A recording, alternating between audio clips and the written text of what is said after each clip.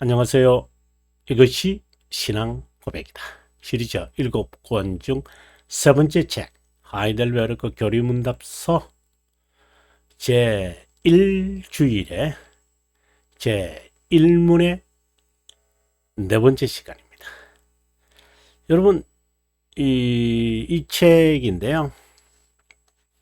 이 책에서 1문이 31페이지에 있고 네 번째 오늘 우리가 공부하는 것은 44페이지로 갑니다. 1주간의 주제가 참된 위로거든요.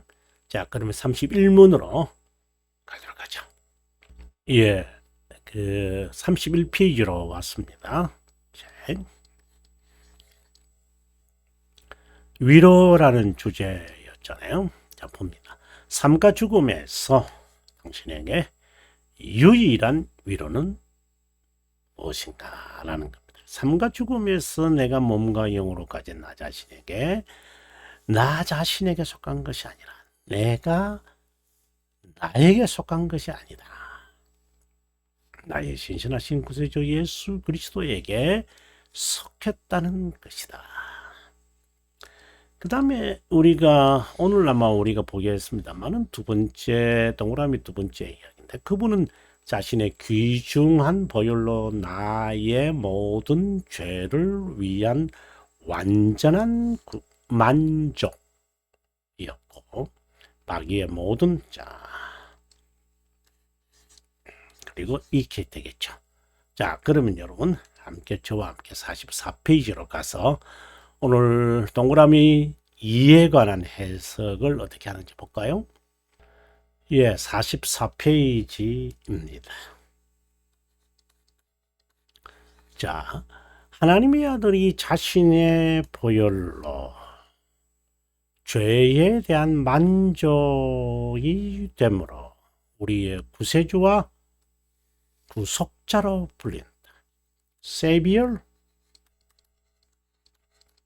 지저스라는 말이잖아요. 그 다음에 구속자로 불린다. 리디머죠. 이것은 바로 하나님이심을 의미하죠. 달리 말하면 하나님께서 자신의 정의를, 우리가 지난 마무리하면서 제가 좀 이 말을 좀 했는데요. 하나님의 정의의 대상이 되었다. 정의의 대상이 되면은 처벌을 받아야 되잖아요. 그래서 그리스도께서 죽으심으로 만족이 되셨다. 이제 이런 과정을 우리가 말할 수 있잖아요. 정의를 만족했다. 만족함으로 자신의 의의를 이렇게 보이는 거죠. 자신의 의의를 우리들에게 주셨는데 우리가 어떻게 된다고 했죠? justify가 됐다. 상당히 흥미있는 이야기다. 그래서 이렇게, 그리고 우리 하나님 앞에 설 때는 우리가 righteousness가 또 돼요. 상당히 흥미있는 과정입니다. justice, righteousness, justification, righteousness. 상당히 흥미있는 도표가 되겠습니다. 인류와 각자 개인에게 임한 불행의 근원은 죄다. 죄를 유입시켰잖아요. 세상에 들어왔다 이 말입니다. 그 불순종은 하나님의 언약에 관한 거였다. 언약을 어긴 대가는 죄로 인해 인류에게 불행을 안겨다 줬다. 비참함을 안겨다 줬다. 이것은 불순종에서 일어났다. 이것에서 자유하는 길은 순종을 통해야 하는데 순종을 할 수가 있어야죠. 그래야 하나님의 순종을 해야지 하나님의 정의가 만족이 될 텐데 인간으로서는 불가능한 거예요. 그래서 타락의 상태인 인간으로서는 하나님의 이 진노를 감당하지 못합니다. 하나님의 진노, 다른 말로는 하나님의 정의의 대상이 되기가 불가능합니다. 진노는 저주를 일으켰고, 저주는 희생 제물 없이 달래지거나 누그러뜨려지지 않는다. 이걸 다른 말로 우리가 이제 우리가 나중에 이제 가겠습니다만은 37항이 그 하이델베르크에서 키워드가 되거든요. 키 문장이 되죠. 12장과 37장과 그 다음에 여러분에게 하는 말이 한 60장, 60문 이 세가 물론 다 모두 중요한데 예, 키워드가 되어지는 내용이 나오는데 여기서 이제 37문에 가면 하나님의 정의와 하나님의 진노 이 어군을 쭉 제가 설명을 하고 있어요. 그래서 여러분께서 먼저 가셔서 보셔도 좋고요. 아니면은 저와 함께 천천히 이렇게 어떻게 디벨롭을 시켜서 거기에 이르는지를 보실 수도 있고요. 네. 저주는 희생제물 없이 달래지거나 누그러뜨려지지 않는다. 그 희생제물은 동물을 희생한다고 한다고 하는 것이 아니다. 구약 시대의 제사장들이 드렸던 것처럼 일시적으로 효과가 있었을 뿐이다. 속죄제물을 드렸다고 죄 용서 받는 건 아니다. 분명히 이제 알고 있어야 돼요. 고백이었다라고 하는 말. 칼빈 선생이 우리들에게 하는 말인데요. 이건 7장 율법의 목적을 이제 이야기하면서 마지막에 제일 마지막인데 여기에서 이 말을 하고 있습니다.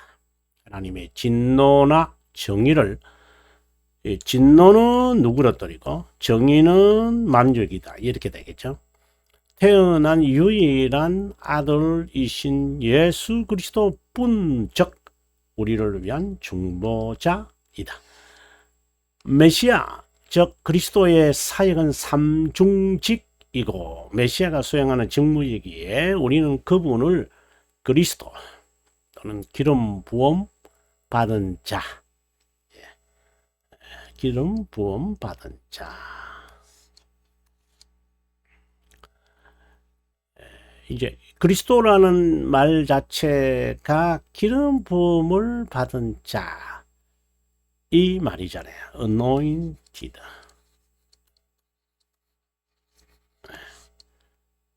그 다음 그리스도의 구속 사역에 관해 설명한다. 하나님의 정의를 만족시키는 길은 정의에 대한 처벌을 받는 것인데 퍼니시먼트를 받아야 됩니다. 순종과 죽으십니다.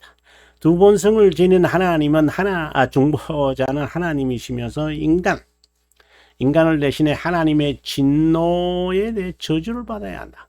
그 저주는 일시적인 죽음과 영원한 죽음만이 아니라 몸과 영으로 박아다야 하기에 신격을 지닌 분이 아니면 불가능하다. 몸과 영으로 그분의 진노를 참고 견뎌야만 하고 그 결과 우리는 의와 영생을 얻는다. 하나님의 진노와 저주라는 단어는 짝으로 상용한다. 그럼 우리가 한번 생각해 보면 하나님의 정의는 그 짝이 뭘까요? 처벌이에요. 그러면 저주를 받으시려면 죽어야 되겠죠? 좀 말이 좀 이상한데 죽음으로 인하여 하나님의 진노는 누그러뜨려지죠. 이 죽음을 우리는 희생제물이라고 그러죠. 그럼 이거는 여기서 죽음은요, 십자가상에서의 죽음이죠. 그러면 만족이 되겠죠. 이제 이렇게. 물론 이게 이런 어떤 공식 새로운 게 아니라 정리한 것이다. 이렇게 생각하시면 될 것 같아요. 그럼 왜 이렇게 둘러하지? 이것은 인간이 바라보는 인간 측면이고요. 이거는요, 하나님 측면이에요. 그 차이점이 있죠. 자신의 죽으심으로 영원한 진노에 대한 저주를 누그러뜨릴 수 있는 것은 그분이 두 본성을 지닌 중보자이기에 가능하다.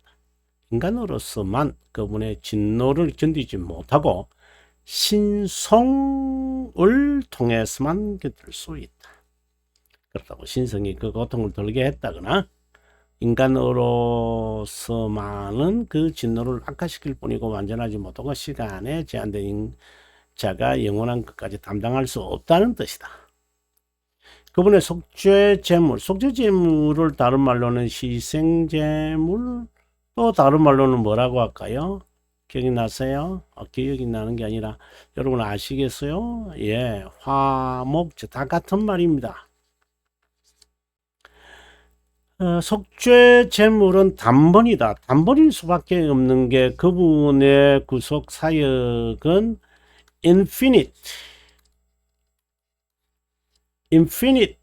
value거든요. 이 부분에 관해서는 그 돌토레이트 2장 아마 4항일 거예요. 여러분 4항인가 6항인가 뭐 정확하게 모르겠는데 거기에 가면은 요 설명이 나와요. 그리스도의 이 죽으심의 가치는 무한하다라고 되어 있어요. 예, 2장 3 맞습니다. 제가 아까 말했는데 2장 3 2장 3항에서 무한한 가치다.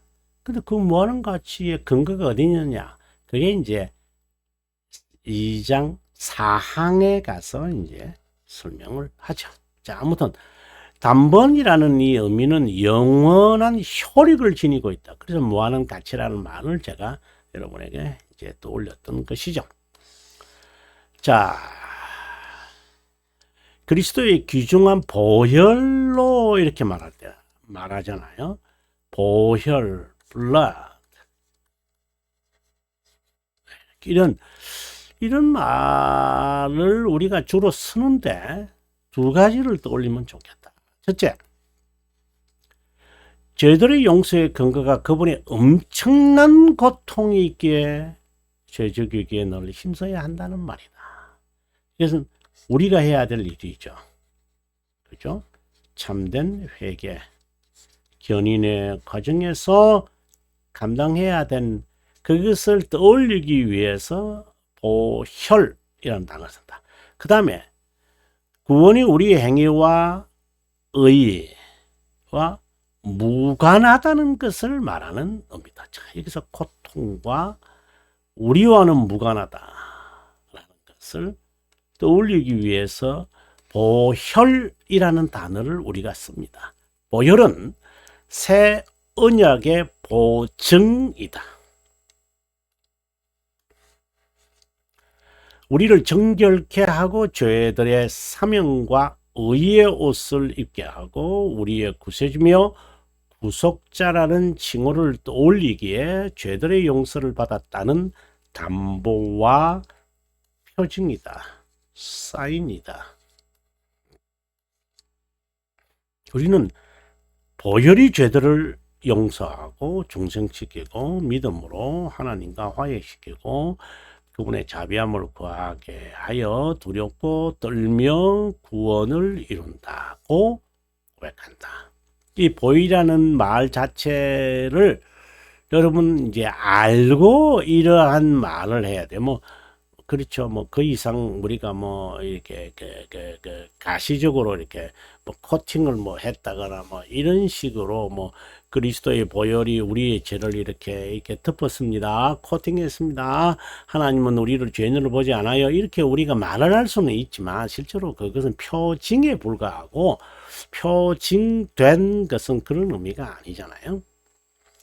자, 더욱이 보혈이라는 거를 단어를 말할 때에 마귀의 모든 권세로부터 이런 말이 나옵니다. 그리스도의 보혈은 우리의 영과 몸을 모든 죄로부터 구속하셨을 뿐만 아니라 마귀의 모든 권세로부터 구원한다. 빼내는 거죠. 그죠? 이 deliver죠.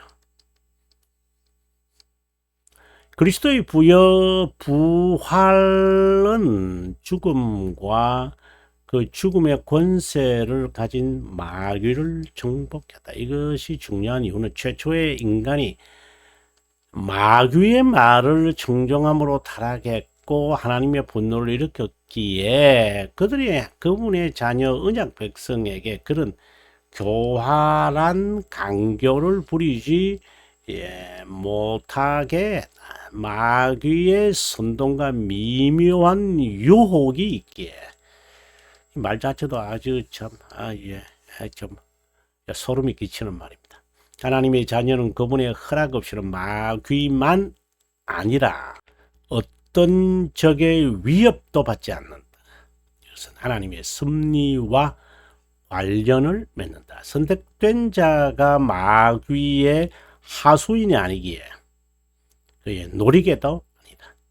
이런 측면에서 그리스도는 병든 자를 치유할 때 귀신을 추방하곤 했는데 이것은 죄 용서적 구원을 의미하였기 때문이다.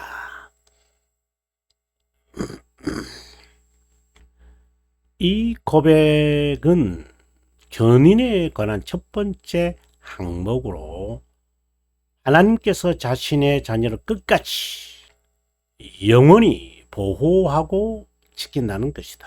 이 진리는 우리에게 유일한 위로다. 끝까지 지킵니다. 끝까지라는 말보다도 영원히 이 말이 훨씬 더 좋은 것 같습니다. 그리스도는 세상에 있는 선택된 자를 끝까지 사랑한다. 영원히 사랑한다. 영원에서 사랑의 개편한 세상은 더 정확하다. 그들을 위해 목숨을 버릴 뿐만 아니라 부르심을 받지 않은 자들이 세상에 있다고 말씀하셨다.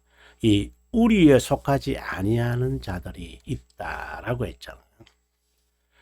이것은 일반인 가운데 선택된 자가 자신의 정체성을 모르고 살아가고 있음과 불가지적 교회의 수가 아직 성취되지 않았음을 의미한다. 하나님 정면에서 볼 때 하나님의 섭리와 부성애를 의미한다. 그리스도는 이런 의도로 그리스도 기도를 가르쳤을 때 하늘에 계신 우리 아버지여 하라고 명하셨다. 이것은 신격 간의 구별을 위한 하나님 아버지를 지칭하는 것이 아니라 헷갈리시면 안 되죠. 하늘 아버지와 아버지 하나님이라고 말할 때 아버지이신 하나님이다. 이것은 자신의 자신의 자녀인 우리를 아버지로서 늘 돕는 분이기에 아버지 되심이죠. 자신에게 오라는 뜻이다. 가까이 오라는 뜻이다.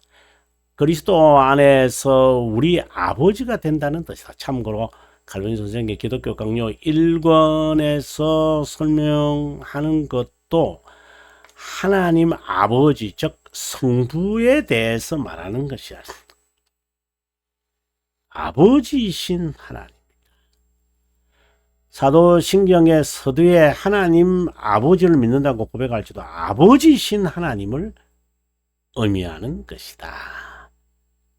제가 이것을 늘 이야기하는데 아버지와 나는 하나다 라고 말할 때 아버지여 왜 나를 버리십니까? 라고 말할 때 이 의미는 인륜관계를 말하는 것이 아니다. 서로 구별된 위격이심을 나타내고자 하는 것이다. 마치 성령이 하나님은 영이다 라고 할 때 이 말이 서로 차이가 나는 것과 같아. 이렇게 보시면 됩니다. 하나님이 영이다 할 때 인간의 상상력을 내려놓아라라는 것이고 성령 하나님이라고 말할 때 이 영은 관계에서 구별된 동일 본질이신 하나님이심을 지금 말하고자 하는 것입니다. 이 의미를 여러분 제가 정말 아마 수백 번 하는 것 같아요.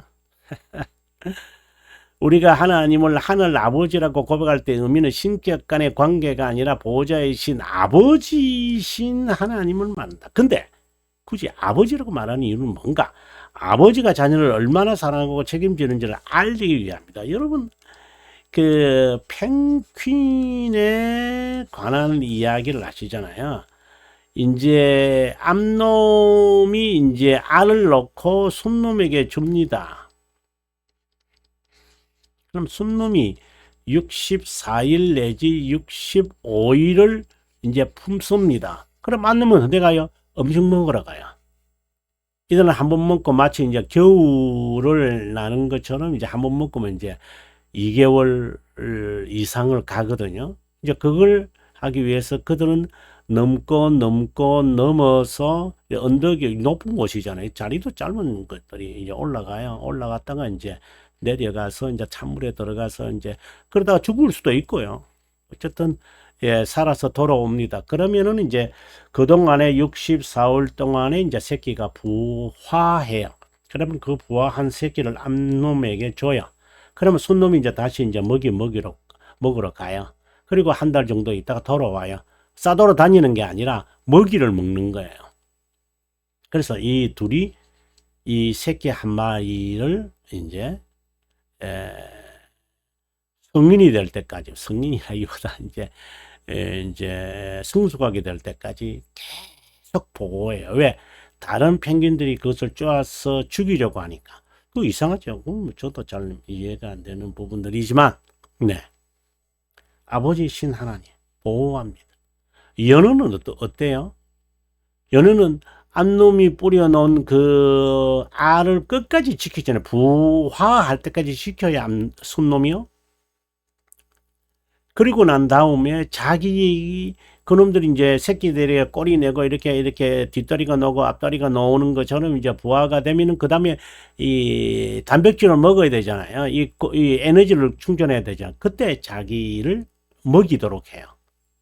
끝까지 보호했다가 새끼가 되어서 자기를 먹도록 하고 그래서 자기 힘으로 살아가도록 하는 이게 아버지신 하나님에 대한 이야기 아니에요.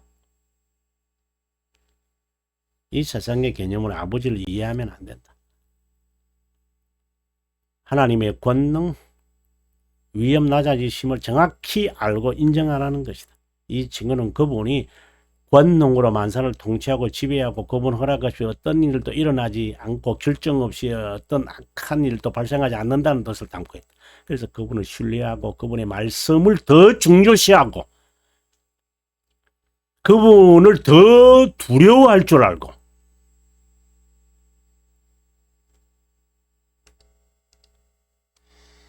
그분을 더 사랑을 하고